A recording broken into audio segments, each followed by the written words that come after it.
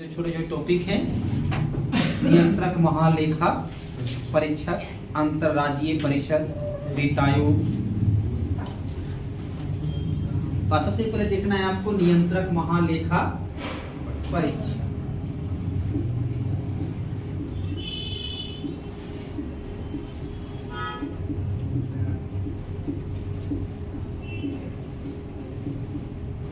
CAG controller and auditor general. अनुच्छेद 148 के आधार पर राष्ट्रपति नियंत्रक महालेखा परीक्षक को नियुक्त करते हैं, जो नियुक्ति के बाद 6 वर्ष या 65 वर्ष की अवस्था तक दोनों में जो पहले पूरा हो तब तक पद पर काम करते हैं। नियुक्ति के बाद 6 वर्ष या 65 वर्ष के दोनों में जो पहले पूरा हो।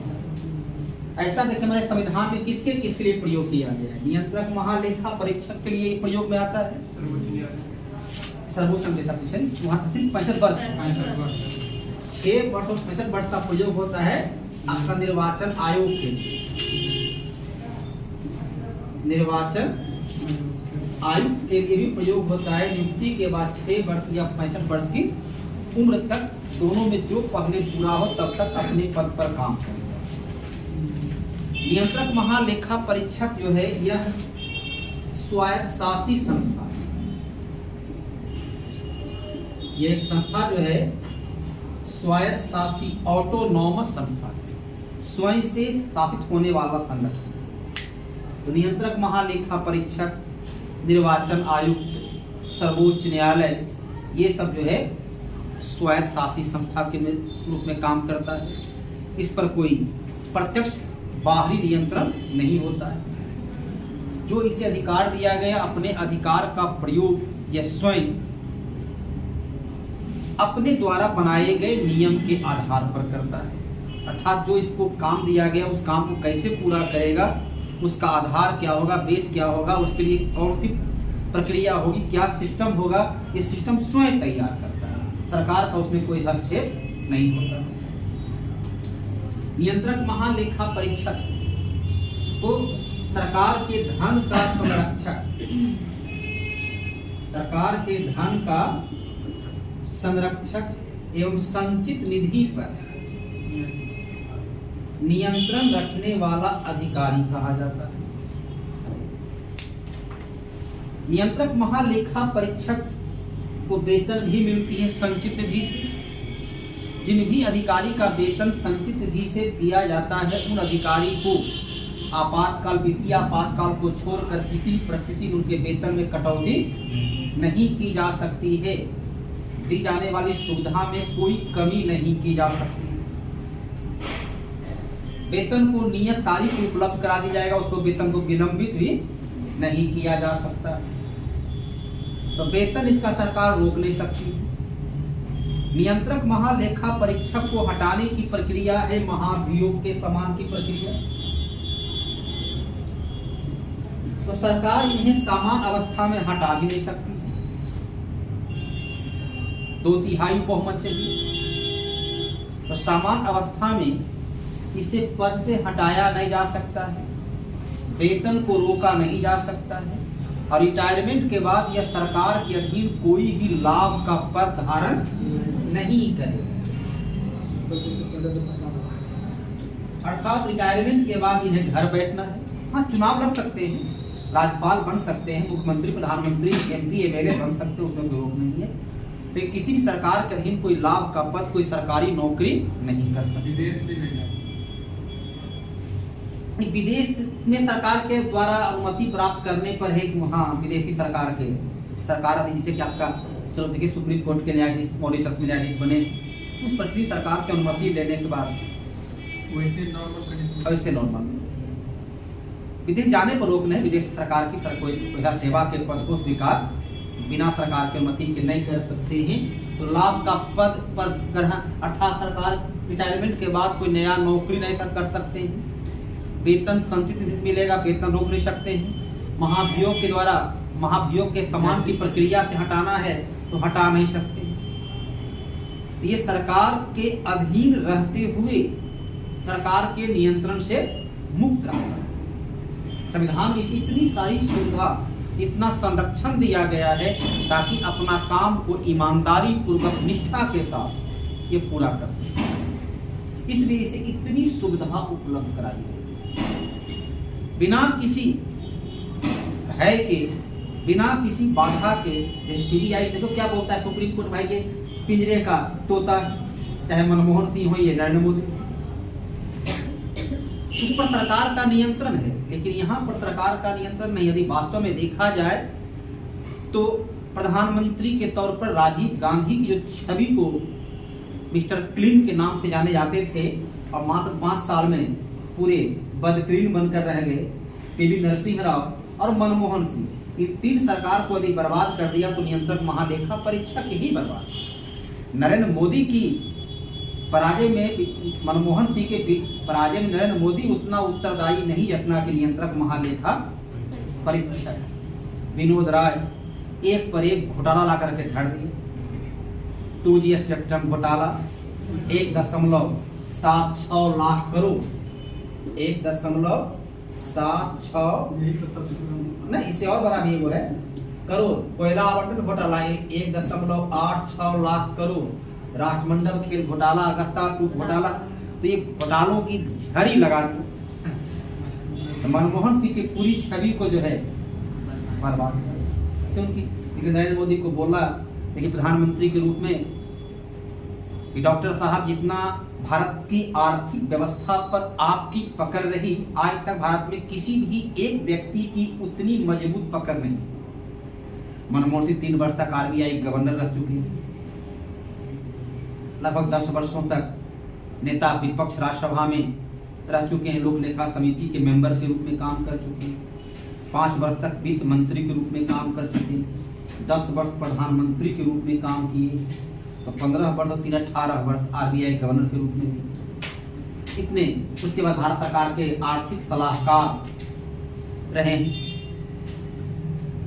नरसिंह राव के काल में भी सलाहकार थे, फिर बाद में जो है सो तो कई जगह पूरी आर्थिक व्यवस्था पर भाषण में, राज्यसभा में भाषण देते हुए नरेंद्र मोदी द्वारा बोला गया कि डॉक्टर साहब, आपको जितनी भारत की आर्थिक व्यवस्था पर मजबूत पकड़ रहा, स्वतंत्र भारत में किसी एक व्यक्ति का इतने लंबे अरसों तक मजबूत पकड़ नहीं रहा।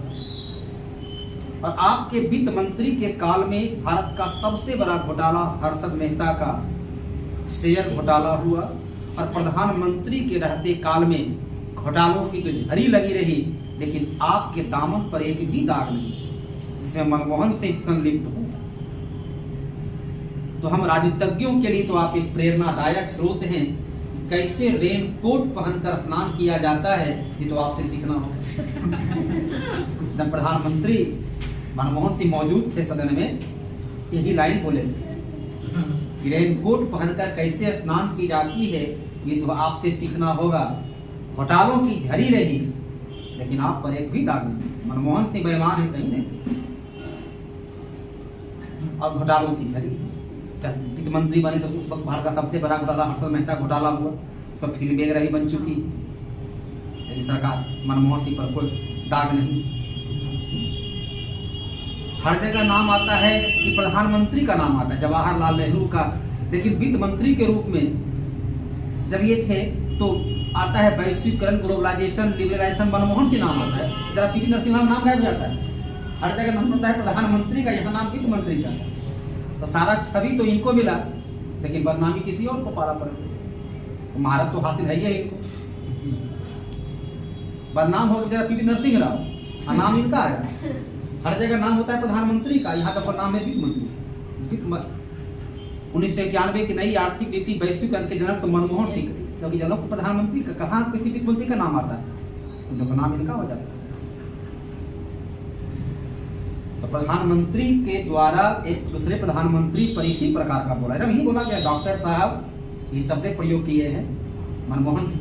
कांग्रेस वाले हंगामा किया, ये कुछ नहीं था, चुपचाप सुनते रहे। राज्यसभा में इनकी मौजूदगी में लाइन बोला गया, रेनकोट पहनकर कैसे स्नान किया जाता है, ये आपसे सीखना है। तो जितने भी घोटाला बड़े बड़े हुए, लालू प्रसाद यादव ठीक है, इसमें चारा घोटाला में केस चलिए, बीजेपी करेगी, जांच करने का काम जो है नियंत्रक महालेखा परीक्षक की रिपोर्ट पर ही उनकी तमाम प्रकार का जो सजा जितना मिल रहा है इसके सिफारिश पर ही, इसके द्वारा जो रिपोर्ट दिया गया इसके आधार पर ही उनको सजा मिल रही है। तो नियंत्रक महालेखा परीक्षक सरकार के आय और व्यय, इनकम और एक्सपेंडिचर की अंकेक्षण ऑडिट करता है। इसका जो है अंकेक्षण करता है कि वित्तीय वर्ष में जो बजट में आपने प्रावधान दिया, धन का आवंटन किया गया, उस आवंटन का उसी मद में खर्च हुआ या कहीं वित्तीय अनियमितता, कोई स्कैंडल तो नहीं होगी। जो राजस्व का स्रोत था उतना स्रोत से आया या कोई आपके द्वारा बनाई गई नियम से उस स्रोत को प्रतिबंधित कर दिया गया, बाधा उत्पन्न कर दिया गया। ये अपना इस प्रकार से रिपोर्ट तैयार करता है। तो आय और व्यय की ये जांच करता है, अंकेक्षण करता है कि कितनी आय की संभावना थी, यदि आपका ये नियम अड़चन नहीं बनता तो कितना व्यय कहां जाना था, और उसका रिपोर्ट तैयार करता है। अपने रिपोर्ट को यह अनुच्छेद 151 के आधार पर, गठन तो हुआ 148, लेकिन रिपोर्ट देता है 151 के आधार पर अपना प्रतिवेदन ये राष्ट्रपति को सौंपता है। ध्यान रहे कि अपने रिपोर्ट में किसी व्यक्ति का नाम प्रयोग नहीं करता है कि अमुक व्यक्ति दोषी है।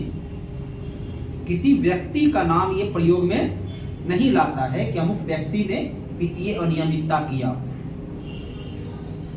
अपना जांच रिपोर्ट राष्ट्रपति को देता है। राज्य का जो आय व्यय का विवरण होता है इसकी जांच रिपोर्ट राज्यपाल को देता है। एक ही व्यक्ति, एक ही संस्था जो है भारत सरकार और राज्य सरकार दोनों की जांच करता है।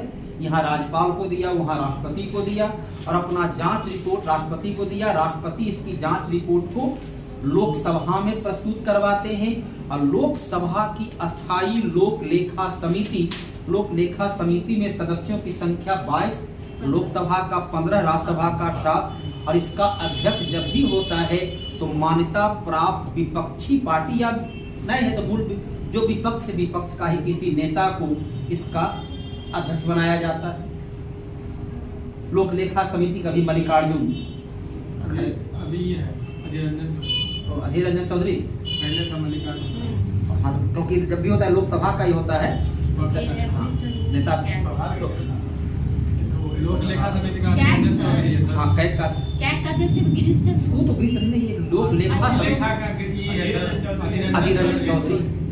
अब कांग्रेस सोचो कि अधीर रंजन चौधरी को बना दिया लोक लेखा समिति का अध्यक्ष, जिसको आर्थिक मामला खुद जानकारी नहीं है। विपक्ष का नेता भी तो वही है। और नेता रहने से कि वहाँ बनाया जाना ऐसा जरूरी थोड़ी था, नेता रहना जरूरी है। वो नहीं जरूरी है सर, बोले नेता तो लोक लेखा समिति जिसे बनाया था बीजेपी में मुरली मनोहर जोशी को, कई बार यशवंत सिन्हा को। तो जो आर्थिक मामलों में दक्ष हो उसको ना काम सौंपिएगा, ताकि वो घोटाला की सही तरीके से ये रिपोर्ट दिया, इस रिपोर्ट की समीक्षा करेगा लोक लेखा समिति, और अध्यक्ष को खुद ही आर्थिक मामलों की कोई जानकारी हो। अधीर रंजन चौधरी को पढ़े लिखे विद्वान व्यक्ति तो आते नहीं। वो तो एक प्रकार का बंगाल का जो है वो शहाबुद्दीन है, एक प्रकार का बंगाल का जो है वो बंदूकधारी था। अपनी दमनता के बल पर वो विजय प्राप्त करते थे। ठीक है, जब राजा की दमनता थोड़ा सा घट गए, वो तो उसी प्रकार का व्यक्ति, तो आप उसको देते हैं बना लोक लेखा समिति का अध्यक्ष। तो लोक लेखा समिति इसकी रिपोर्ट किस बीपीएससी क्वेश्चन पूछ चुका है कि लोक लेखा समिति अपना प्रतिवेदन किसको देगा, तो देगा लोकसभा अध्यक्ष, नियंत्रक महालेखा परीक्षक देगा राष्ट्रपति को, राष्ट्रपति रखवाएंगे लोकसभा में, लोकसभा का स्थायी लोक लेखा समिति इसके प्रतिवेदन की जांच करेगा, समीक्षा करेगा, रिव्यू करेगा, और अपना प्रतिवेदन राष्ट्रपति को नहीं बल्कि लोकसभा अध्यक्ष को सौंपेगा। बीपीएससी पूछा हुआ क्वेश्चन है। ये लोक लेखा समिति किसको रिपोर्ट देगा, तो लोकसभा अध्यक्ष को। नियंत्रक महालेखा परीक्षक किसको देगा, तो राष्ट्रपति। लोक लेखा समिति, अब चलिए मनमोहन सिंह का देखिए कितनी छोटा सा उदाहरण आपके सामने है। अब उनकी ईमानदारी के बारे में, मनमोहन सिंह पर 2G स्पेक्ट्रम घोटाला का आरोप था, 2G और कोयला आवंटन घोटाला का आरोप था। आप अखबार और नेट के पन्ना को पलटिए तो मनमोहन सिंह के द्वारा बोला गया प्रधानमंत्री का वक्तव्य है कि लोक लेखा समिति मुझे बुलाए, मैं वहां पर अपनी सफाई देने को, आरोप इन पर आया सीधे, मुरली मनोज सिंह ने सीधा आरोप इन्हीं पर लगाया कि आप ही कोयला मंत्रालय है कि मंत्री है आप ही के पास था। तो इन्होंने कहा कि लोक लेखा समिति मुझे गवाही के लिए बुलाए, अखबार में एकदम हेड पेज पर आया, नहीं बुलाया तो काफी लोग विरोध किए कि आप बुलाए नहीं, लेकिन लोक लेखा समिति को प्रधानमंत्री को बुलाने का अधिकार ही नहीं। मनमोहन सिंह का द्वारा दिया गया बयान है कि हमें लोक लेखा समिति बुलाए, यदि बुलावेगा वो तो फिर आएगा किस अधिकार के तहत आप प्रधानमंत्री को बुला लिए हैं। तो लोक लेखा समिति को प्रधानमंत्री को बुलाने का अधिकार नहीं, प्रधानमंत्री कहते हैं कि आप हमको बुलाइए। तो किस प्रकार राजनीति में अखबार से खेला जाता है, न्यूज से खेला जाता है ताकि जनता के बीच भरम जाए। प्रधानमंत्री तो भाई ईमानदारी से कह रहे हैं कि हम गवाही देने को तैयार, हमसे पूछताछ करें तो हम पूछताछ में आने को तैयार, बोला और उसको बुलाने का अधिकार है, नहीं बुला नहीं सकता है। तो आप तो बाबाई लूट लेते हैं भाई भाई। तो मनमोहन सिंह ब्यूरोक्रेट रहे हैं ना, हर जगह घोटाला में लिखा हुआ इनका लाइन है कि सही तरीके से इसकी समीक्षा करके इसका क्रियान्वयन किया जाए। मनमोहन सिंह हर्षद मेहता का जो घोटाला है, शेयर घोटाला, उसमें भी लाइन लिखा हुआ है वित्त मंत्री का, जो ब्यूरोक्रेट है या ये अधिकारी की तरह का काम कर चुके हैं ना, इनको बचने का कैसे आइडिया मालूम है, कैसे हम आसानी से बच जाएंगे। ब्यूरोक्रेट से प्रधानमंत्री बनते इनको पूरी, और हमारे वर्तमान प्रधानमंत्री एक्सपर्ट राजनीतिज्ञ, तो राजनीति के महारत हासिल है, और मनमोहन सिंह को ब्यूरोक्रेट की राजनीति महारत हासिल। ये दोनों की कोई व्यक्तिगत छवि पर आंच नहीं, ये कुशल राजनीतिज्ञ है और वो कुशल प्रशासनिक अधिकारी। आईएएस नहीं तो आईएएस वो लगता है मध्य क्या कहते हैं डिस्ट्रिक्ट मजिस्ट्रेट, हाँ डिस्ट्रिक्ट वो मजिस्ट्रेट, आईएएस नहीं तो अथी थे, डीएसपी थे ना, डीएम पीएम और सीएम सब कुछ रहने वाला एक ही व्यक्ति भारत की मुरादी। गोधरा बोलता है डीएसपी थे, डिस्ट्रिक्ट मजिस्ट्रेट। मुझे लगता है वो गोधरा का डीएसपी थे जिस वक्त वो गोधरा में दंगा हुआ था। नहीं मुझे अब लगता है वो जो है डीएसपी थे, वो जो है डीएसपी थे, तो उनके काल में भी गोधरा में ही दंगा हुआ था।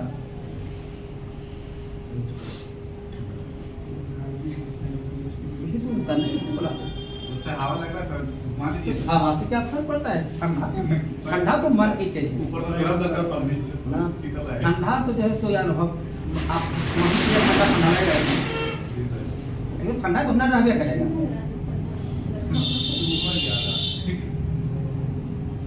तो नियंत्रक महालेखा परीक्षक देखिए कैसे जांच करता है। एक सिंपल सा उदाहरण, राष्ट्रमंडल खेल 2010 में समाप्त हो गए। नियंत्रक महालेखा परीक्षक जांच तब करता है जब वो काम पूरा हो चुका होता है। जब तक वो बजट में पुल बन रहा है तब तक वो पुल की जांच नहीं करेगा। पुल का निर्माण पूरा हो चुका होता है, फाइल रिटर्न हो चुकी होती है, पैसा का आवंटन हो चुका होता है, तब इसकी जांच की प्रक्रिया शुरू होती है। जब तक काम चल रहा है तब तक ये जांच नहीं करता है। मनमोहन सिंह के काल में 2010 में राष्ट्रमंडल खेल में बैठने के लिए 8 दिन का खेल था। खेल में बैठने के लिए 1,10,000 कुछ कुर्सी क्या था, क्या दिया हुआ है?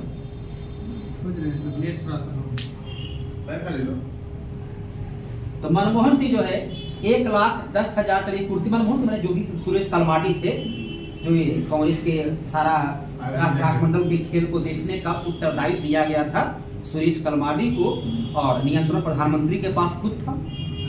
1,10,000 कुर्सी लाया गया। नियंत्रक महालेखा परीक्षक विनोद राय, नाम क्या है? विनोद राय।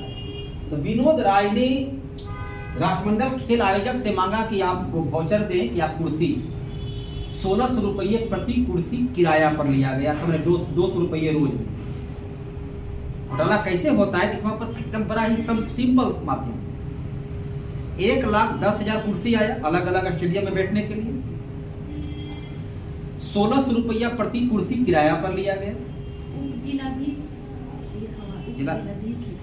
जिला में डीएम के पद पे थे सर, एसडीएम उसके बाद 1918 में वो परीक्षा पर बतौर उप जिलाधीश अहमदाबाद पहुंचे। जिलाधीश था। उन्होंने चेटफील्ड नामक ब्रिटिश कलेक्टर जिलाधीश के अंतर्गत कार्य किया और फिर 11 वर्ष तक अपने रुके रहे और स्वभाव से उन्हें उन्नति नहीं प्राप्त कर सकी। 1930 में छोड़ दिए थे। तो विनोद राय जो है मांग किया कि वो कुर्सी किस कंपनी से दिया गया। तो कोई चलिए एबीसीडी कोई कंपनी है। अब उस कंपनी का उसने भारत के सभी जो उसका स्टोर कीपर था, जहां जहां से क्या उसको बोलते हैं होलसेलर, जहां भारत में जितने भी होलसेलर थे 2800 राज्य को उसने भेजा कि कुर्सी का मॉडल नंबर ये, इसका मार्केट प्राइस भी। अब देखो दिल्ली में भेजता हो सकता, दिल्ली वाले से सरकार मिला होता, कीमत बढ़ा करके बतलाता, तो वो असम मेघालय मिजोरम अरुणाचल पर सभी भेज दिया।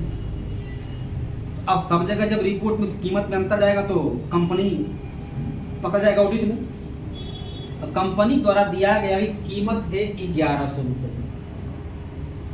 अब इसने लिखा कि कंपनी के द्वारा उपलब्ध कराए गए प्राइस लिस्ट के आधार पर इस मॉडल की कुर्सी की कीमत है 1100 रुपया, जिसे खेल में 1600 रुपया किराया पर लिया गया। इसलिए स्पष्ट रूप से इसमें वित्तीय अनियमितता की संभावना दिखती है। यदि 1100 रुपया कुर्सी 1600 किराया पर क्यों लिया जाए? ये सरकारी धन का दुरुपयोग है। जो कुर्सी हमें 1100 में मिल रही है नया, उसको हम 1600 रुपया किराया दे रहे हैं। इसमें सरकारी वित्तीय अनियमितता हुई। यदि किराया पर 1100 कुर्सी बहुत मिलता तो 600 रुपया किराया बहुत था। 1600 अर्थात हर कुर्सी पर 1000 की वित्तीय अनियमितता की संभावना है। 1,10,000 देखो कितना करोड़ पहुंच गया, खाली कुर्सी के लाने में घोटाला पहुंच गया। अब किसने लाया कौन लाया नहीं देखता है, सीधा दिया कि मार्केट प्राइस ये है, सरकार के द्वारा दिया गया वाउचर ये है, दोनों का अंतर ये है, इतना की वित्तीय अनियमितता की संभावना है। हुआ नहीं हुआ कोई नहीं देता है, संभावना है। बिहार का देखिए चारा घोटाला का क्या, चलिए बीजेपी का सरयू राय, अब तो खैर बीजेपी को छोड़ दिए झारखंड में, सरयू राय और सुशील कुमार मोदी दोनों केस किए लालू प्रसाद यादव की सरकार पर। इसमें बड़े उसके बाद नियंत्रक महालेखा परीक्षक टीएन चतुर्वेदी, आप अखबार के पन्नों पर पढ़े होंगे, लालू प्रसाद यादव बोले कि उसको भी दंड दिया जाए, क्योंकि बाद में काहे जांचा, शुरू में काहे जांचा। टीएन चतुर्वेदी जो है सो उसको जांच के लिए मिला, वो जांच किया, तो मांग किया कि बिहार सरकार को कितना गाय भैंस वगैरह खरीदा, तो जो आया 1 लाख 2 लाख जितना आया, सरकार का इतना रुपये प्रत्येक गाय के घर से वाउचर आ गया। ठीक है, अब इसने पूछा गाय कहाँ से खरीदा गया है, उसका कागज दीजिए। तो गाय खरीदने का बिहार में होता है हाट, अब तो खैर हाटों खत्म हो गया है, तो हाट में रसीद कटती है। तो पेमेंट बना के दे सकता था। अभी भी हो हाट में रसीद कटती है, बनाया सब बना दिया है। देखिए होता कहाँ पकड़ा है सो देखिए। अब इसने ठीक है दिया भाई इतना गाय चाईबासा से, इतना धनबाद से, इतना बिहार से, इतना यहाँ से, इतना यहाँ खरीदा है, वो दे दिया बना करके। अभी दिया, पूछा, फिर पूछा वो गाय कहाँ से कहाँ गया, क्योंकि किराया पर है, तो था कि गायपुर पटना पशुपालन विभाग में आया। तो कहा कि गाय जो है रांची से, चाईबासा से, कोडरमा से जो आया, किस माध्यम से आया है उसकी विवरण दिया जाए। तो दिया गया कि ट्रक पर वो चाईबासा से बिहार आया और ट्रक का इतना वाउचर। यहाँ तो ठीक है, यहाँ तो सरकार। अब तो कोई क्या किया, इसने मांग किया कि वो ट्रक नंबर दिया जाए जिससे गाड़ी चाईबासा से पटना लाया गया। अब गाड़ी न तो ट्रक किया गया था, न गाय खरीदी गई थी। वो तो दिया कि भाई एक ट्रक पर 4 गाय लदती है तो 400 यदि है तो 100 ट्रक, जो किराया होगा 10 रुपये प्रति ट्रक निकाल लिए किराया। अब ट्रक का नंबर मांग दिया कि कौन सा ट्रक भेजा गया, क्योंकि उसका सर्विस टैक्स 1996 के बाद सर्विस टैक्स है और परिवहन विभाग का टैक्स, तो इस बिहार सरकार अब नंबर तो था नहीं। अब देखिए जो आप लोग चलिए मेरे कर्मचारी हैं ब्लॉक में, सरकार का आदेश आया कि ट्रक का वाउचर बनाओ। अब ट्रक का नंबर तो आपके पास है, अखबार में तो बहुत चटकारा के साथ खबर आता था। अब संजोग से मान ली 2 क्लर्क हैं, दोनों को दिया गया कि 100 गो ट्रक है तो 50 गो का वोचरा बना दी, 50 गो का वोचरा बना दी। आप निकले 12 बजे चाय पीने, एक ट्रक नजर आया कहीं सड़क पर, अरे ब्लॉक तो सड़क पर होता ही है, दिया इतना जो नंबर भर दी, सही ट्रक का नंबर भरा दिया। अब 2 घंटा के बाद निकला वो पीने के लिए चाय, ट्रक लगले था, वही ट्रक लगा हुआ था, वही नंबर जाके भर दिया। अब अखबार में निकला कि चाईबासा से इस नंबर का ट्रक 12 बजे 4 गाय को लेकर पटना के लिए रवाना हुआ और वो ट्रक जेट विमान की गति से पहुंचा और पटना, और फिर अनलोड करके 2 बजे वही ट्रक पुनः 4 गाय लेकर चल रही। अब ट्रक तो उसमें कुछ जो है बाइक चलाता होगा, स्कूटर, तो स्कूटर अपन नंबर लिख दिया। वो अखबार के पन्नों पर आया कि एक स्कूटर पर 6 गाय लगते रांची से पटना पहुंच गए। अब तब फुल नंबर निकलना शुरू हो गया, किसी का बाइक का नंबर है, किसका स्कूटर का नंबर है, कुछ कार का नंबर है, कुछ ट्रक का। तो नंबर तो कर रहा गया। अब परिवहन विभाग को भेज दिया, जब जांचने वाला जो अधिकारी होता है कहता है क्लू तीजन चतुर्वेदी नंबर भेज दिया बिहार परिवहन विभाग। ये नंबर किसका है? निकला ये नंबर बाइक का, ये नंबर स्कूटर का है, ये नंबर इसका है। अब अखबार में चटकारा के साथ खबर छपता था। तो अब वहां पर दिया कि अर्थात ये गाड़ी स्कूटर का नंबर है, मतलब ट्रक नहीं किया गया है। जब ट्रक नहीं किया गया तो गाय भी नहीं खरीदा गया है। उस वक्त कुछ मांगा कि हाट का नंबर दीजिए।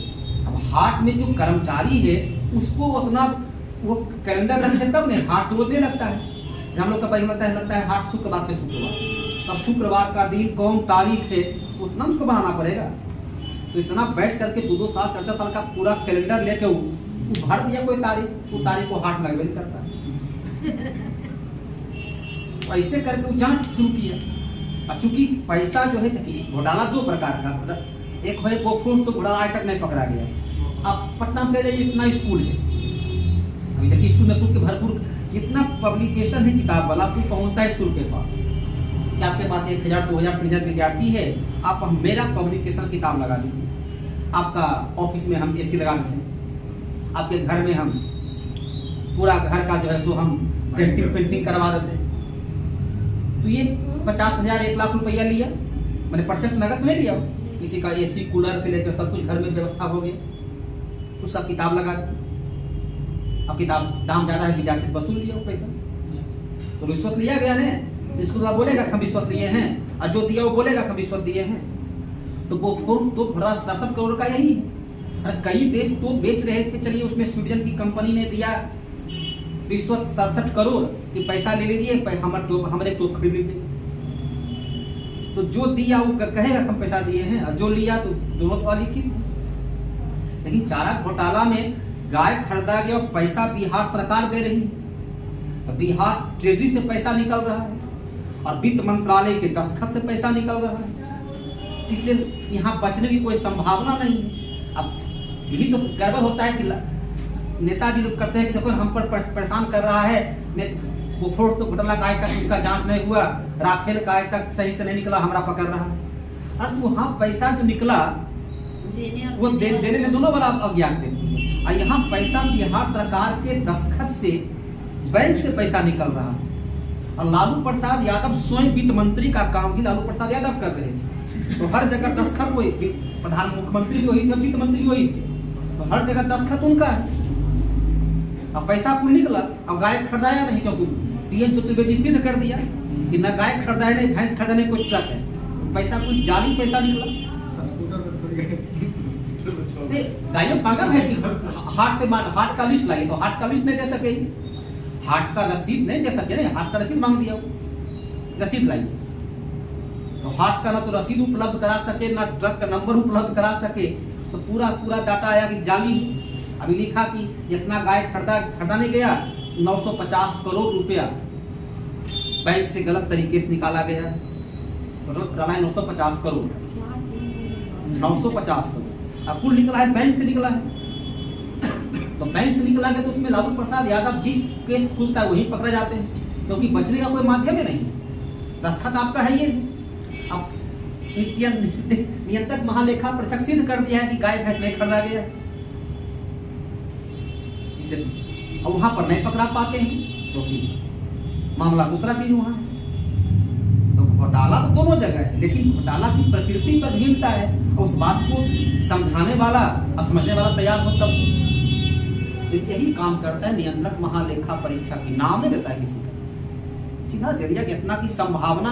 अब सरकार का उद्देश्य है वो उसकी जांच करवाए सीबीआई से, जैसे उसकी जांच करवाए तब नियंत्रक महालेखा परीक्षक रिपोर्ट दिया, उसके बाद पटना हाई कोर्ट गड़बड़ देखो लालू प्रसाद यादव वहां कर दिए, हाई कोर्ट बीजेपी केस किया कि सीबीआई से जांच करवाया जाए। लालू प्रसाद यादव छोड़ जांच, जो करना है करो, शायद सीबीआई नहीं भी देता। अभी लालू प्रसाद यादव अपोज कर दिया, नहीं सीबीआई की जांच नहीं करवाना है। अब कोर्ट को लगा कि मामला गड़बड़ है, आखिरकार घोटाला, फिर आप विरोध कर रहे हैं और दे दिया सीबीआई को। यदि अपोज नहीं करते शायद देता, तो पता नहीं देता, क्योंकि विपक्ष का मांग को फिर देता है वो। ये अपोज यदि नहीं करते तो शायद सीबीआई को जांच जाता नहीं, तो इनको घोटाला पकड़ाता नहीं। लेकिन ये गलती करते रविशंकर प्रसाद जो पटना का सांसद, यही वकील था, कानून मंत्री, तो अपने दिग्गज वकील है, राम मंदिर में भी लखनऊ में केस मुकदमा ही लड़ रहा था, यही वकील था बीजेपी का मेंबर भी था।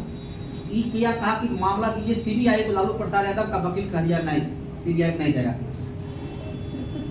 वहां पर भी फंस गए, नहीं तो शायद नहीं देता। इस प्रकार ये भी काम देता है।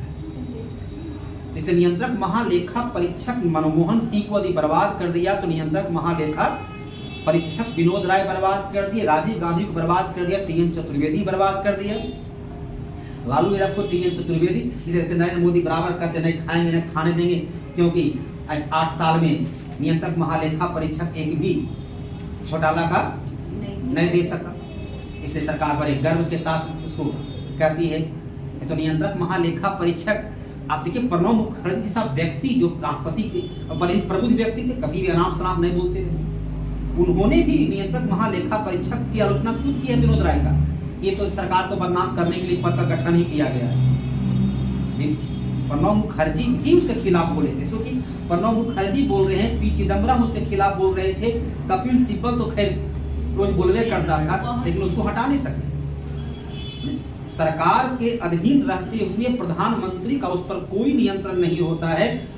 नियंत्रक महालेखा परीक्षक, वो तो घोटाला में कांग्रेस कहती है कि नहीं नियंत्रक महालेखा परीक्षक का रिपोर्ट है, घोटाला हुआ, तो कहते हैं घोटाला रिपोर्ट गलत है। अभी देखिए आपका राफेल मामला कोर्ट ने क्या कहा, ठीक है भाई इसका रिपोर्ट देखिए, ये कहता है घोटाला नहीं हुआ, तो कहते हैं फिर रिपोर्ट गलत है। दोनों बात आप ही ने है। कांग्रेस एक तरफ कहता है गोफोर्स तो घोटाला में कोई अनियमितता नहीं हुआ है, नियंत्रक महालेखा परीक्षक का रिपोर्ट गलत है। यहाँ देता है राफेल में कि अनियमितता नहीं हुआ है, कहता है रिपोर्ट गलत है, अनियमितता हुआ है। अर्थात आप एक ही नियंत्रक महालेखा परीक्षक को अब आपके खिलाफ रिपोर्ट दिया तो गलत है, आपके पक्ष में नहीं दिया तो भी गलत है, कोर्ट की विश्वसनीयता खत्म हो जाती है। इस प्रकार से ये नियंत्रक महालेखा परीक्षक गिरीश चंद्र मुर्मू 6 वर्ष या 65 वर्ष की उम्र तक, दोनों में जो पहले पूरा हो तब तक अपने पद पर बने रहेंगे। इसके बाद जो अगला टॉपिक आपको अध्ययन करना है नियंत्रक महालेखा परीक्षक के पश्चात सीजीए भी होता है ना सर? हाँ, तो सीजीए तो वो एक अधिकारी तो हर राज्य, जैसे कि पटना महालेखाकार भवन वो हर राज्य का होता है, वो राज्य में उसी के अधीनस्थ काम, हाँ उसी का अधीनस्थ, लेकिन सरकार के अधीनस्थ काम करते हैं, लेकिन सारा रिपोर्ट वही तैयार करते हैं। सोनाली सिंह। अगला जो है नियंत्रक महालेखा परीक्षक के बाद आपको जो पढ़ना है वो है, चलिए वित्त आयोग। अनुच्छेद 280 के आधार पर वित्त आयोग का गठन किया जाता है। वित्त आयोग में एक अध्यक्ष और 4 सदस्य अर्थात कुल मेंबर की संख्या 5 होती है। इसके अध्यक्ष के लिए आवश्यक है कि उसे आर्थिक क्षेत्र में और सामाजिक क्षेत्र में काम करने का अनुभव। सदस्य में कम से कम एक सदस्य जो है वो न्यायिक सेवा से रहेगा, एक सदस्य जो है न्यायाधीश रहेगा, एक सदस्य कम से कम प्रशासनिक अधिकारी के पद से रहेगा। एक पद जो है अंकेक्षण वित्तीय मामलों का से जुड़े हुए व्यक्ति रहेंगे, और एक व्यक्ति जो है किसी अन्य क्षेत्र से, सामाजिक क्षेत्र से जुड़े हुए व्यक्ति हो सकते हैं। वित्त आयोग में 5 मेंबर होता है। अध्यक्ष के लिए जरूरी है कि उसे आर्थिक सामाजिक क्षेत्र में काम करने का अनुभव रहा हो। सदस्य में न्यायिक, प्रशासनिक और आर्थिक क्षेत्र में काम करने का अनुभव रखने वाला व्यक्ति को वित्त आयोग का मेंबर बनाया जाता है। वित्त आयोग का गठन राष्ट्रपति के द्वारा की जाती है। वित्त आयोग अपना रिपोर्ट राष्ट्रपति को देता है, प्रतिवेदन राष्ट्रपति को देता है, और इसके रिपोर्ट को राष्ट्रपति मूल रूप में ज्यों का त्यों या उसमें परिवर्तन करके उसे लागू कर सकते हैं। लेकिन जब एक बार लागू कर दिया जाता है तब दोबारा उसमें परिवर्तन संभव नहीं है। वित्त आयोग का रिपोर्ट 5 वर्ष तक लागू रहता है। जैसे 15वां वित्त आयोग, जिसका रिपोर्ट 1 अप्रैल 2020 से लागू हुआ और 31 मार्च 2025 तक लागू रहेगा। इसने वित्त आयोग का रिपोर्ट में है केंद्रीय कर राजस्व, आयकर और उत्पाद कर में केंद्र के राजस्व में से राज्य को कितना हिस्सा दिया जाए। तो अभी पहले था 42%, अभी कर दिया है 41%, हटा दिया है। 32% को 42 किया गया। श्री रंगराजन रिपोर्ट में 32% हुआ करता था, 32 को बढ़ाकर एक ही बार वो 42% किया। और अभी जो है NK सिंह जो बिहार के ही हैं, नंद किशोर सिंह, इन्होंने घटा करके 42 को 41% कर दिया है। तो वित्त आयोग केंद्रीय कर राजस्व में से राज्य को दिया जाने वाला हिस्सा को निर्धारित करता है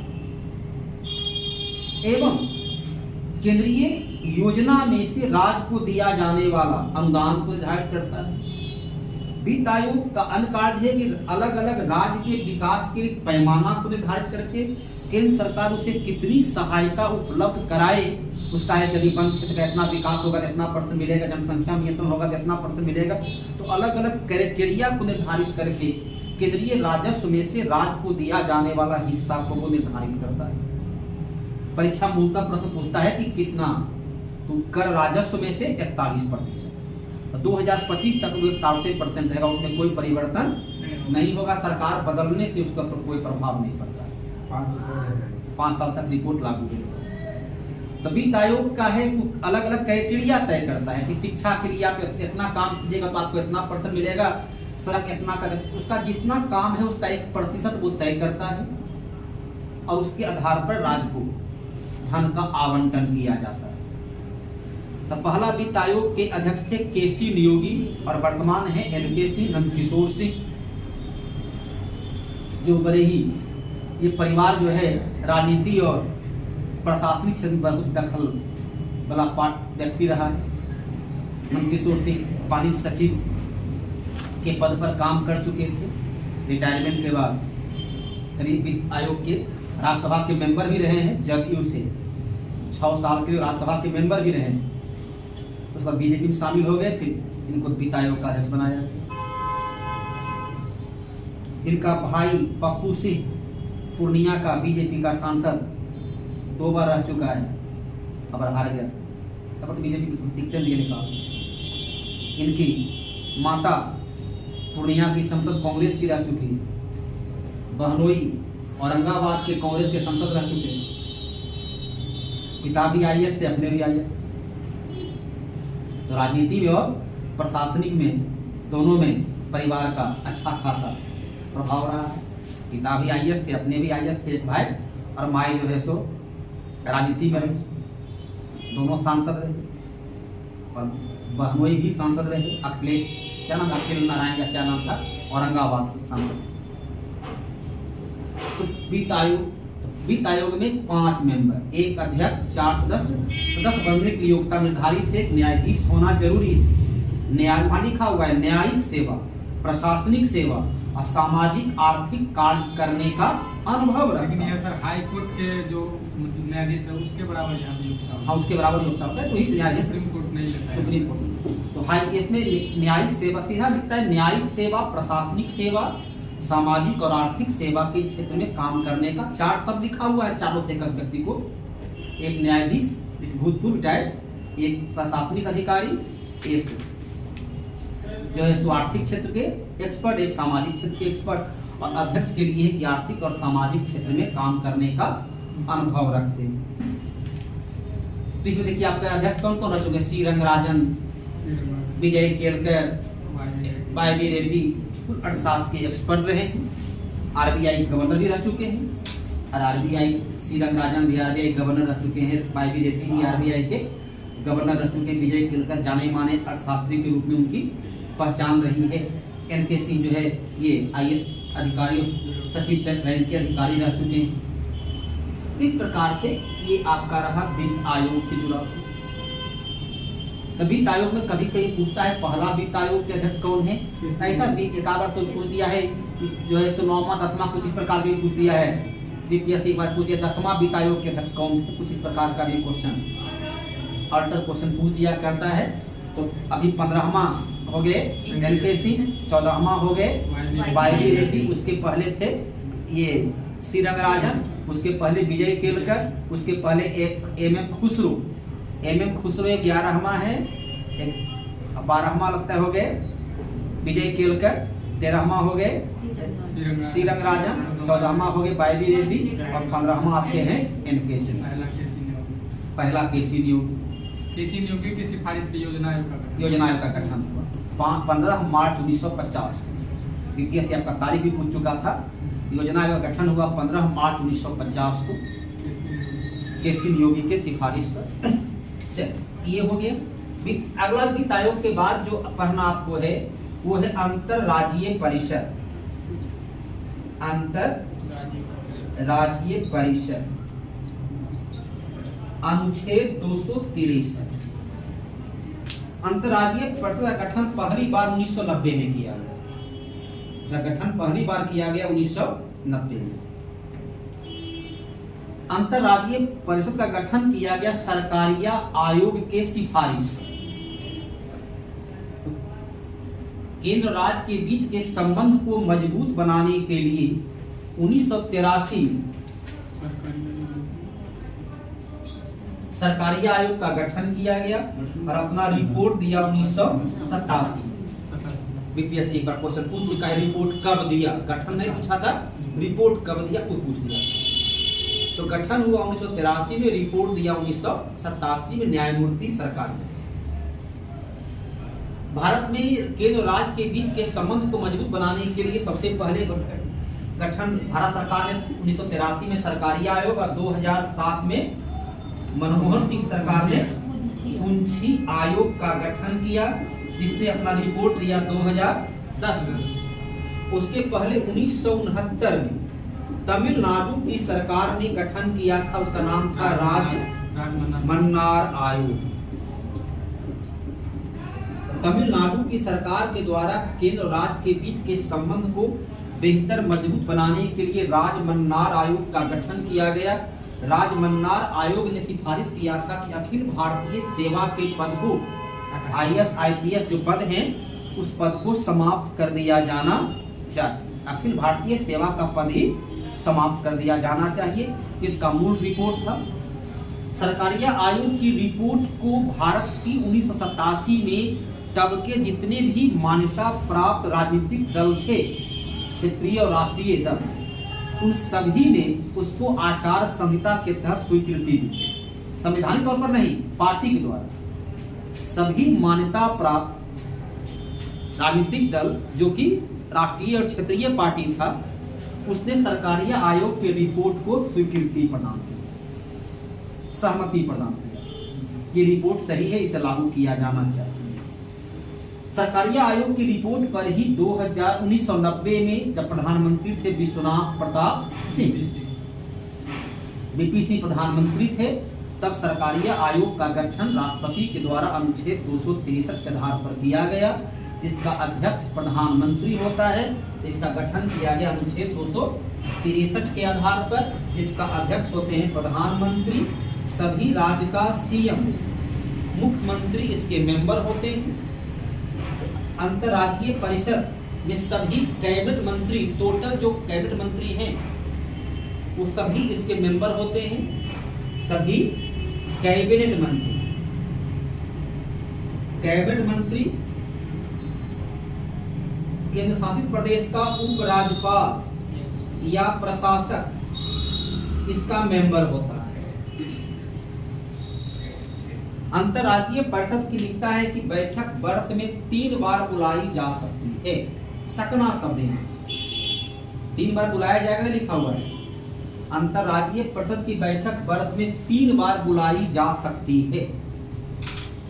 यदि केंद्र राज्य के बीच विवाद हो तो राज्य के सिफारिश पर भी अंतर्राज्यीय परिषद की बैठक बुलाई जा सकती है। राज्य के सिफारिश पर या केंद्र स्वयं इसके लिए पहल करे तो वर्ष में 3 बार इसकी बैठक हो सकती है। यदि केंद्र राज्य के बीच विवाद उत्पन्न होता है तो यह स्पष्ट रूप से इसका उल्लेख किया गया है, ताकि केंद्र राज्य के बीच संघीय प्रणाली मजबूत हो सके। लेकिन 1990 में तो फिर पहली बैठक हुई ही, 2006 में इसकी 8वीं बैठक हुई थी, जो भारत से दिल्ली से बाहर बैठक कश्मीर में हुआ। अब तक कुल 9 बैठक हुई, 8वीं बैठक कश्मीर में हुआ, अब शेष 9 में 8 बैठक दिल्ली में हुआ। तो 2006 में इसकी 8वीं बैठक, 2016 में इसकी 9वीं बैठक। 2016 के बाद अब तक कोई बैठक हुआ नहीं है। उधर 6 के बाद 16 में 10 वर्ष के बाद अगला बैठक कब होगा पता नहीं, जबकि केंद्र राज्य के बीच लगातार इस प्रकार ममता बनर्जी, विशेषकर ममता बनर्जी और वो क्या नाम केसीआर, क्या नाम उसका है, चंद्रशेखर, ये दोनों जिस प्रकार से लगातार विवाद, और एक चलिए आम आदमी पार्टी दिल्ली अरविंद केजरीवाल, 3 तो लगातार। लेकिन कभी हमने नहीं सुना कि मांग की है कि अंतर्राज्यीय परिषद की बैठक बुलाया जाए। राज्य की सिफारिश पर हो सकती है, लेकिन इन लोगों ने कभी भी उसकी मांग अब तक नहीं की, कभी तुम ध्यान नहीं दिया, अखबार में कभी सब बोले हैं। तो अंतर्राज्यीय परिषद की बैठक में जैसे सीबीआई का विषय उसमें है कि जो संविधान या संवैधानिक संस्था है, वैधानिक संस्था है, यदि उसका दुरुपयोग हो रहा है तो उसकी बैठक, क्योंकि केंद्र राज्य के संबंध को बिगाड़ता है, चाहे ईडी का ही हो, इन्फॉर्मेशन क्या नाम उसका है, इन्फोर्समेंट डायरेक्टरेट, सीबीआई का ही मामला हो, इनकम टैक्स का मामला हो, ये मामला केंद्र राज्य के बीच के संबंधों में बाधा डाल रही है, राज्यपाल है। तो इसके लिए अंतर्राज्यीय परिषद की बैठक बुलाया जा सकता है, एकदम स्पष्ट प्रावधान। केंद्रीय एजेंसी का दुरुपयोग किए जाने, केंद्र की सत्ता का दुरुपयोग किए जाने, राज्य के अधिकार क्षेत्र में केंद्र का हस्तक्षेप करने से या राज्य को अपने अधिकार से वंचित किए जाने पर केंद्र और राज्य के संबंधों को मजबूत करने के लिए अंतर्राज्यीय परिषद की बैठक बुलाई जा सकती है। यदि ममता बनर्जी को लगता है कि राज्यपाल पद का दुरुपयोग कर रहे हैं तो बैठक की मांग करना चाहिए, लेकिन पता नहीं क्यों नहीं मांग करते हैं। सीबीआई का दुरुपयोग कर रही है, ईडी का दुरुपयोग कर रही है, इनकम टैक्स का दुरुपयोग कर रही है, तो आप उसकी बैठक बुला सकते हैं, मांग कर सकते हैं। इसकी बैठक होती नहीं, यह एक सिर्फ हिंदी में शब्दों में कह सकते हैं कि सफेद हाथी बनकर रह गया। और 2006 के बाद 16 के बाद अब तक हुआ नहीं, तो इसकी उपयोगिता खत्म हो जाती है। और कम से कम केंद्र राज्य में अलग अलग सरकार के कुछ न कुछ विवाद रहेगा, तो एक वर्ष में कम से कम एक बार भी बैठक बुलाया जाना मेरे हिसाब से उसमें परिवर्तन करके चाहिए, सबको हटा दें। अनिवार्यता व्यवस्था के मतलब कि बैठक वर्ष में एक बार होगी। जो सकना लिख दिया है, बैठक 3 बार बुलाई जा सकती है, उस सकना शब्द को हटा करके सीधे कर दिया जाना चाहिए, बैठक वर्ष में एक बार कम से कम 2 बार अनिवार्यता बुलाई जाएगी, वह करना चाहिए। मेरी अपनी राय, बाकी सरकार जाने क्या करना है। नहीं तो बेडरूम साथे बैठेंगे तो कहीं कहीं आप चुने गए प्रधानमंत्री, आप चुने गए मुख्यमंत्री हैं, अलग अलग गवर्नमेंट रहेगा तो कभी भी गलत फहमी मिलने पर बहुत होता है। नहीं क्योंकि नहीं समस्या वो नहीं है मिलने, आखिरकार आपको इधर तो आप जो तो बोल दीजिएगा, लेकिन वहाँ जब आइएगा मीटिंग में तो आपको तो संविधान के दायरे में रहकर बोलना होगा, चाहे ममता बनर्जी हो या नरेंद्र मोदी हो, एक ही संविधान पर दोनों काम करना है। तो कहीं कहीं एक दूसरे पर अंकुश लगाया कि भाई संवैधानिक तौर पर कहाँ हम दुरुपयोग कर रहे हैं, कहाँ हम सदुपयोग कर रहे हैं। वहाँ तो वैधानिक पॉइंट बोलना होगा, राजनीतिक पॉइंट पर तो आप चर्चा कर नहीं सकते हैं प्रधानमंत्री के साथ बैठक में। तो समस्या का पूर्णतः समाधान नहीं निकले, लेकिन समाधान कुछ न कुछ तो निकलेगा। बैठक को अनिवार्य किया जाना चाहिए।